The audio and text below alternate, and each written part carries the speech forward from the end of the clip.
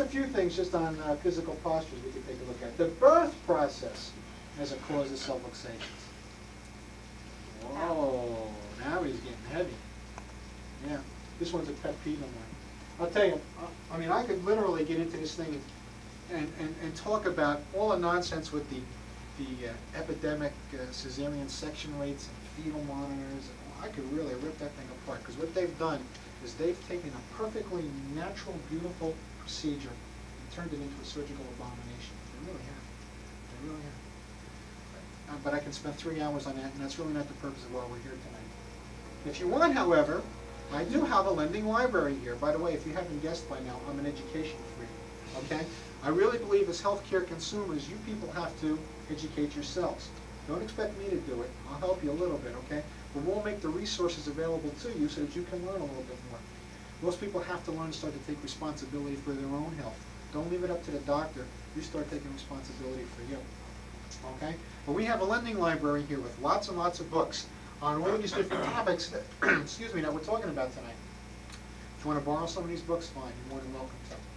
But I'd like to talk about the birth process relative to subluxations tonight. And probably the best way is to talk about something called SIDS, sudden infant death syndrome, or crib death. You all familiar with that? You've heard of that before? That's, if you don't know what that is, that's where the baby just stops breathing and that's it, the baby dies. Well, much research has gone into SIDS, and most scientific people have thought that, oh, it's some kind of bacteria or virus or okay, bacteria or virus or something that affects the baby's respiratory mechanism that's going to cause this baby to stop breathing. Well, there was a Boston University pathologist by the name of Dr. Abraham Tobin. And Dr. Tobin didn't buy this. He says, you know what, I don't buy all of this. He says, I think we got to go deeper. He says, let's go down to the nerve level. Let's find what's going on with the nervous system in these kids. And that's what he did. He autopsied over 100 babies that died diagnosed as having sudden infant death syndrome, crib death. And this is what he found. In 87% of the cases he examined, he found that there was neurological damage to the child's cervical spine, to their neck area. And that occurred in several forms, either number one in the form of vertebral subluxations, or the other form was peri or epidural hemorrhaging. That's hemorrhages right within the spinal cord itself. Now, he also found that in a newborn infant, it takes approximately 90 pounds of pressure, 90 pounds of pressure to literally separate the vertebrae. And it takes 120 pounds of pressure to cause decapitation or fracture of the vertebrae in a newborn infant. Now, let's take a look at this. First of all, here's mom, and she's probably in a hospital having this baby. Geez, that's too bad. According to Dr. Mendelsohn, who is a publisher of several of the books that we have in the back, a woman has an 11 times greater chance of infection and a 3 times greater chance of hemorrhage in a hospital birth as compared to a certified nurse midwife. Now, you don't have to believe me. You can read Dr. Mendelssohn's work and his statistics to back it up.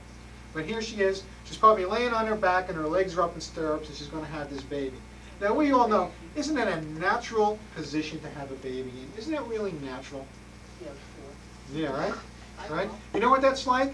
Guys, maybe you can't appreciate this, okay? But that's like saying to you, without being, facetious, I want you to lie on your back, put your legs up in stirrups, and have a bowel movement.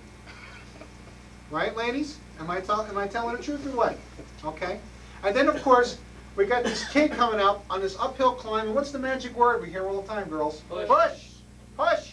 Come on, give me a break. This kid's climbing up the hill, and mom's got a contraction, and we're pouncing on the kid. We think that's great.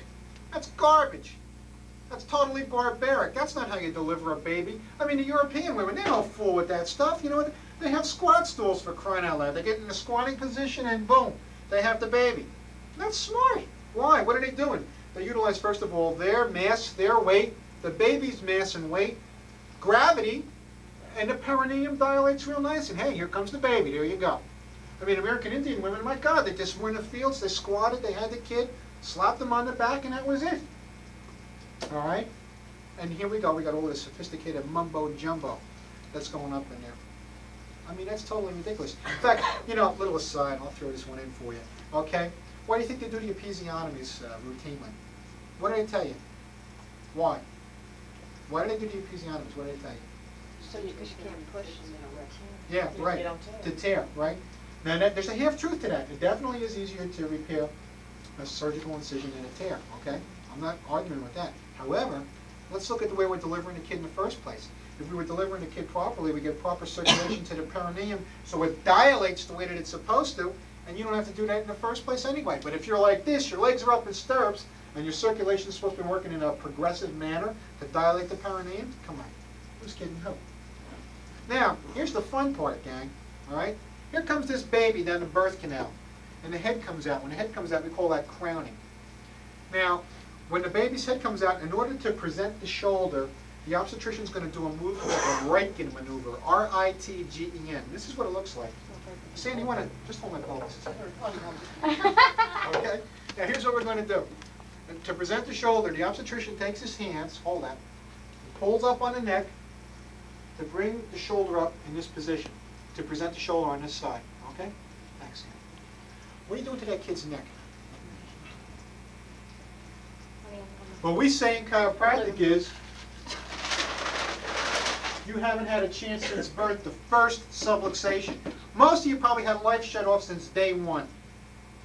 By the way, this is not my artistic rendition of the birth process. You know what this is? I got this picture out of an obstetrical text that calls this normal birth delivery angulation. And I blew it up. I had it blown up. Does that look normal? Huh? Look at the difference. Look at where this kid's ear is compared to where its shoulder is. What do you think's happening to all these newly formed ligaments and tendons and all these structures that are present in the baby's spine right then in the beginning? We literally kill kids because of the way we deliver them. And by the way, that was a hand delivery. Have you ever seen a child born with high forceps, where they take these metal clamps and go in there and they're yanking on them? Or the kids wind up with forceps burns and all other kinds of problems? What do you think you're doing to the kid's neck?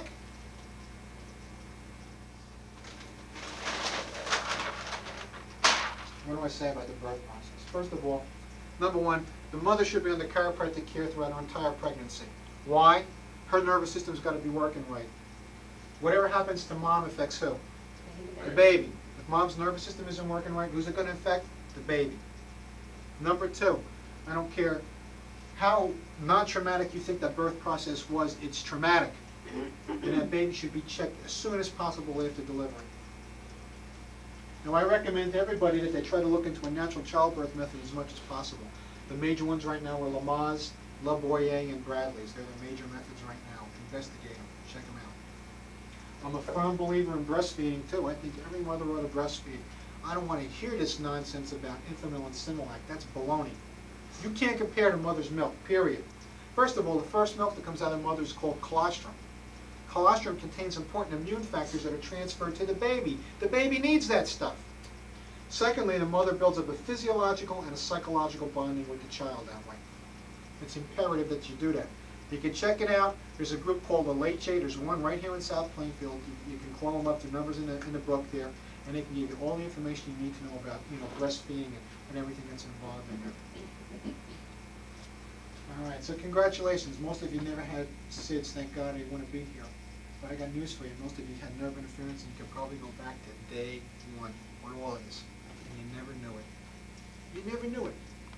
You never knew what it was really like to be healthy. It's kind of like trying to describe chocolate cake to somebody who never had tasted chocolate before. You can't do it. They've never experienced it. And most of you have never experienced health. You never know what it's been like.